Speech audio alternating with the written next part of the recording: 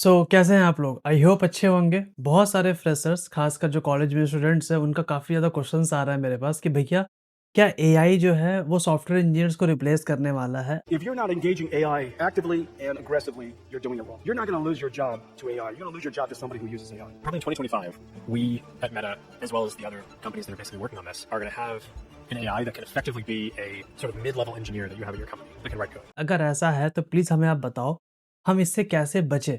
क्योंकि बहुत सारे लोगों का ये कहना है हमारा कोडिंग करने का मन ही नहीं है क्योंकि जिस हिसाब से हमने अभी वीडियोज़ देखा राइट? चाहे वो एनवीडिया के सीईओ है, सेल्सफोर्स के सीईओ है या फिर गूगल के सीईओ, हर किसी का भी यही कहना है कि जो एआई है वो हमारा जॉब ले जाएगा और जो सॉफ्टवेयर इंजीनियर्स की हायरिंग है वो काफ़ी कम होने वाली है। आज की वीडियोज़ में हम इसी टॉपिक पर बहुत डिटेल में बात करेंगे, क्यों और कहाँ से आपको ये डर आ रहा है और सबसे बड़ी बात कि क्या ये इसके लिए हमें डरना भी चाहिए या फिर नहीं। तो प्लीज़ वीडियो के एंड तक बने रहना, काफ़ी कुछ सीखने को मिलेगा। आगे बढ़ने से पहले थोड़ा समझते हैं कि आखिर हमें ये डर आ कहाँ से रहा है। देखो इंटरनेट पे आपको बहुत सारे वीडियोज़ मिलेंगे इस चीज़ के रिलेटेड, बहुत सारे आर्टिकल मिलेंगे, कंटेंट मिलेंगे, रील्स मिलेंगे इंस्टाग्राम पे कि भैया आप सॉफ्टवेयर इंजीनियर्स की हायरिंग बंद होने वाली है, क्योंकि एआई जो है वो मार्केट में आ चुका है और काफ़ी सारे कोडर्स को, इंजीनियर्स को रिप्लेस कर देगा। आपको ये थोड़ा समझना पड़ेगा कि सॉफ्टवेयर इंजीनियर्स होते हैं वो सिर्फ कोड नहीं करते हैं, कोड से ऊपर का भी काम होता है कंपनीज़ में यार। सॉफ्टवेयर इंजीनियर्स का जो मेन मोटिव है वो है प्रॉब्लम सॉल्व करना, ठीक है?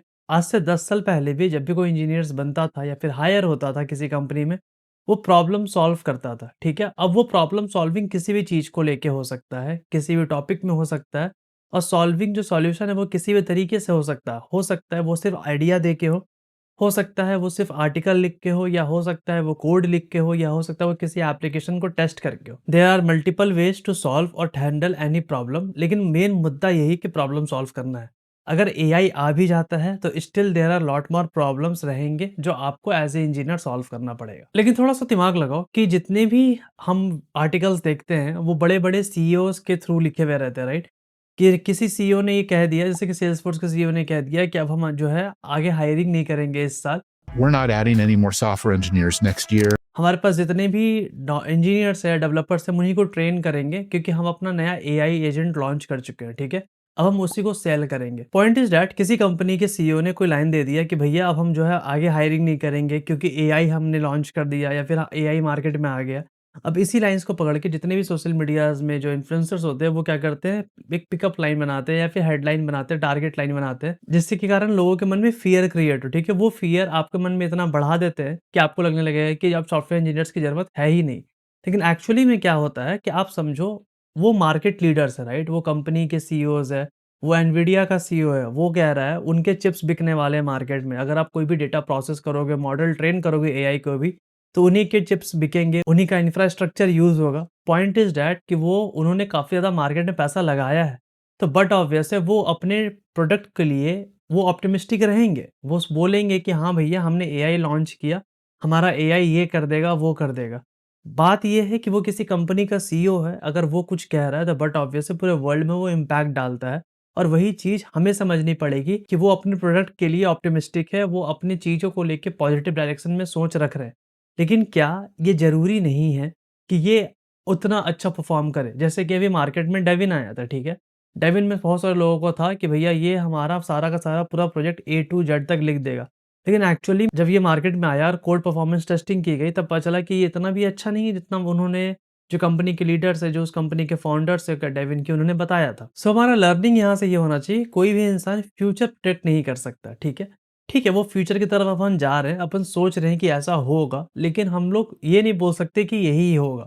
जिस तरह से लोग मार्केट में कहते हैं, लीडर्स कहते हैं कि अब सॉफ्टवेयर इंजीनियर्स की ज़रूरत है ही नहीं, ऐसा ज़रूरी नहीं है भाई। आगे मार्केट में बहुत लंबा समय बाकी है, बहुत सारी चीज़ें मार्केट में आ रही है। अभी हम लोग सिर्फ़ मॉडल को ट्रेन कर रहे हैं, राइट? अभी आपने सिर्फ़ टूल्स को यूज़ किया, जब आप टूल्स को पढ़ना स्टार्ट करोगे आपको लगेगा ये इतना भी एडवांस अभी तक नहीं हुआ है कि किसी सॉफ्टवेयर इंजीनियर्स को रिप्लेस करना स्टार्ट कर दे।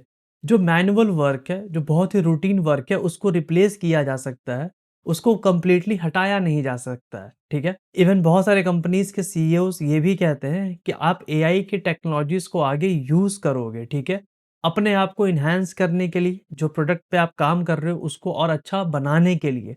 लेकिन ऐसा नहीं होगा कि आपको पूरा हटा दिया जाएगा और एआई आपके बदले काम करेगा। क्योंकि हमारे दिमाग में बैठ गया ना कि जो सॉफ्टवेयर इंजीनियर्स होते हैं वो सिर्फ़ कोड करते हैं, ऐसा नहीं है यार, वो प्रॉब्लम को आइडेंटिफ़ाई करते हैं। जो प्रॉब्लम आइडेंटिफाई किया उसको सॉल्यूशन डिज़ाइन करते हैं, सॉल्यूशंस को बनाते हैं। अगर उसमें कोडिंग का रिक्वायरमेंट है वो कोडिंग भी करते हैं, coding is just a part. इसके बाद इफ दे फेल्ट कि टेस्टिंग का ज़रूरत है, वो अपने एप्लीकेशंस को टेस्ट भी करते हैं। इफ दे फेल्ट कि हमें किसी थर्ड पार्टी इंटीग्रेशन की ज़रूरत है, किसी थर्ड पार्टी सॉफ्टवेयर को अपने सॉफ्टवेयर में इंटीग्रेट करने की ज़रूरत है, वो भी करते हैं, वो डिप्लॉयमेंट भी करते हैं। There are multiple kind of task जो एक सॉफ्टवेयर इंजीनियर परफॉर्म करता है, खासकर आईटी सेक्टर में। तो आपको ये समझना पड़ेगा, सिर्फ कोडिंग करना आपका काम नहीं है। There are lots more thing जो आपको फोकस करना चाहिए। एक छोटा-सा और सिंपल सा एग्जांपल लेते हैं। लेट्स सपोज आपका कोई फ्रेंड है, ठीक है? वो इल्लीगल वेपन रखता है और उसको पुलिस कस्टडी में ले लिया गया है। अब आप जो है, जो भी आपका केस है, ठीक है? अगर आप किसी लॉयर के पास जाते हो, आज के टाइम में ऐसे बहुत सारे ऑनलाइन एआई टूल्स मिल जाएँगे, जहाँ आप अपना केस रखो तो आपको सेक्शंस दे दिया जाएगा कि इंडियन लॉ लॉ के अकॉर्डिंग ये सज़ा हो सकता है, ये आप धाराएँ आपके ऊपर लग सकती है, ठीक है? लेकिन या फिर आपने एक जो एआई टूल है, वो आपको हेल्प करेगा आपके अगेंस्ट वर्ड्स तैयार करने के लिए, कि ये सारे वर्ड्स अगर आप जज के सामने रखोगे तो आपके फ़ेवर में ये सारी चीज़ें आएगी। लेकिन स्टिल क्या आप अपना केस किसी एआई टूल को दे दोगे? नहीं। आप बोलोगे कि भैया कोई एक्सपीरियंस्ड वकील लाओ, जो एआई के टूल को यूज़ करे, ठीक है? वो एआई टूल से अपना पॉइंट्स क्रिएट करे ताकि और स्ट्रॉन्ग पॉइंट क्रिएट करे ताकि वो जज के सामने बेटर परफ़ॉर्म कर पाए, राइट? लेकिन आप चाहोगे कोई एक्सपीरियंस्ड वकील के साथ ही काम करना, ठीक है? सेम इंडस्ट्री में भी होता है। कोई भी कंपनी अगर आपको हायर कर रही है बट वो वैसे वो पैसा लगा रही है। वो उतना पैसा में एआई टूल भी खरीद के लगा सकती है, लेकिन एआई टूल उन्हें भी पता है कि इतना अच्छा परफ़ॉर्म नहीं करने वाला है, जितना अच्छा मार्केट के लीडर्स बता रहे हैं। बट ऑब्वियस है हमें इंजीनियर्स की ज़रूरत पड़ेगी, वो जो भी एआई टूल आउटपुट देगा उसको करेक्ट करने में, मॉडिफ़ाई करने में और एनहांस करने में। ये आपको समझना पड़ेगा। देखो लॉन्ग टर्म में अगर आपको मार्केट में रहना है, एक चीज़ हमेशा ध्यान रखना, हमेशा कांस्टेंट लर्नर रहना। क्योंकि आज के टाइम में जिस तरह से आईटी सेक्टर बूम कर रहा है, जिस हिसाब से आगे बढ़ रहा है, आपको समझना पड़ेगा कि सिर्फ़ एक टॉपिक आपने सिर्फ़ डेवलपमेंट पढ़ लिया या फिर डीएसए पढ़ लिया। अगर आपने सिर्फ़ ये सारी चीज़ें पढ़ा और आप सोच रहे हो कि मेरा जॉब लग जाएगा और सिक्योर रहेगा, कांस्टेंट रहेगा, ऐसा नहीं होता। कल के डेट में मार्केट में ब्लॉकचेन आया था, ये ब्लॉकचेन का कितना बूम चला था, हर जगह ब्लॉकचेन चल रहा है, राइट? अभी आर्टिफ़िशियल इंटेलिजेंस आया, कल कुछ और आएगा। आपको हमेशा रहना चाहिए कि मैं पढ़ते रहूँ।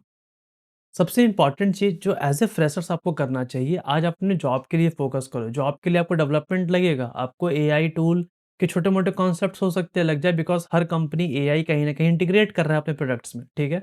आपको डीएसए लगेगा, जो मेजॉरिटी कंपोनेंट है डेवलपमेंट का, डीएसए का, आप उसको फ़ोकस करो ना। एआई टूल को फ़ोकस करना है, लेट्स सपोज़ मैं बताता हूँ कैसे सीख सकते हो। जैसे कि मैंने नोड.जेएस की पूरी प्लेलिस्ट में एक वीडियो इंटीग्रेट किया है गूगल के जेमिनी को, राइट? गूगल जेमिनी और नोड.जेएस यूज़ करके आप पूरा एक एआई प्लेटफ़ॉर्म को यूज़ करके आप अपना एक प्रोडक्ट बना सकते हो। वो मैंने पूरा का पूरा एक प्रोडक्ट डेमो दिया है, ठीक है? समझाया है कैसे बनाता है, इंटीग्रेट भी करवाया है मैंने। आप उसको सीख जाओ। बीच-बीच में एआई के टूल्स को डेवलप करना, यूज़ करना अगर आप सीख रहे हो, आप मार्केट के रिदम में हो। अगर आप ऐसा सोच लोगे कि नहीं मुझे एआई सीखना ही नहीं है कभी लाइफ़ में, तब प्रॉब्लम होगा आपके लिए।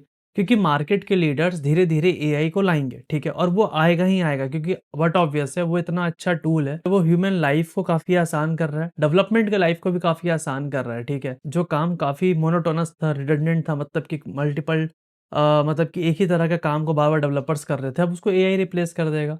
तो बट ऑब्वियस है एआई हेल्पफुल तो है, लेकिन हेल्पफुल वो ज़्यादा तब रहेगा आपके लिए जब आप उसको यूज़ करना सीखोगे, जो आपके लिए इम्पोर्टेंट है। आई होप अगर आपको चीज़ें समझ में आई होगी। अगर मैं इस वीडियो को कंक्लूड करता हूँ, सबसे इम्पोर्टेंट चीज़ आप एक कांस्टेंट लर्नर रहिए। आप कभी भी अपना लाइफ में स्टेबिलिटी मत देखिए इस चीज़ को लेके, अब मैं ये चीज़ सीख चुका हूँ, अब मेरा जॉब सिक्योर है, ऐसा कभी नहीं होने वाला। आपको हमेशा कांस्टेंट लर्निंग की तरफ रहना पड़ेगा, हमेशा नए-नए टूल्स, नया-नया मार्केट में जो आ रहा है उस ट्रेंड को समझना पड़ेगा। दूसरा चीज़ फोकस ऑन डेवलपमेंट, बिकॉज़ आज के आने वाले 5 साल, 6 साल में आपका जो जॉब लगेगा ना वो डेवलपमेंट के बेसिस पे ही लगेगा, वो डीएसए के बेसिस पे ही लगेगा। वो चीज़ें कंप्लीटली खत्म नहीं होने वाली, तो प्लीज़ आप उस पे भी फोकस रखिए अपना। कल के डेट में ऐसा ना हो कि आपको लगने लगे कि अरे यार! ये सारी चीज़ें काश कर लिया होता और एआई के पीछे थोड़ा कम दिमाग लगाए होते हैं, ठीक है? आपको सीखना है, अब पूरा का पूरा मेरा नोड.जेएस का प्लेलिस्ट खत्म करो। आपको डेवलपमेंट पूरा समझ में आ जाएगा। मैंने बीच में एआई के पार्ट को भी इंटीग्रेट किया, आपको वो भी समझ में आ जाएगा। तो फुल पैकेज है, पूरा का पूरा फ्री है। आप कंप्लीटली यूट्यूब पे जाइए, देखिए, सीखिए, समझिए, बहुत हेल्पफुल होने वाला हो। आई होप आज का सेशन आपके लिए हेल्पफुल रहा होगा। अगर आपको अभी भी टेक रिलेटेड कुछ भी डाउट है, कुछ पूछना है, आप प्लीज़ कमेंट करके मुझसे पूछ लेना। एंड अभी तक के लिए इतना ही, मिलते हैं नेक्स्ट वीडियो से, तब तक के लिए बाय, सायोनारा।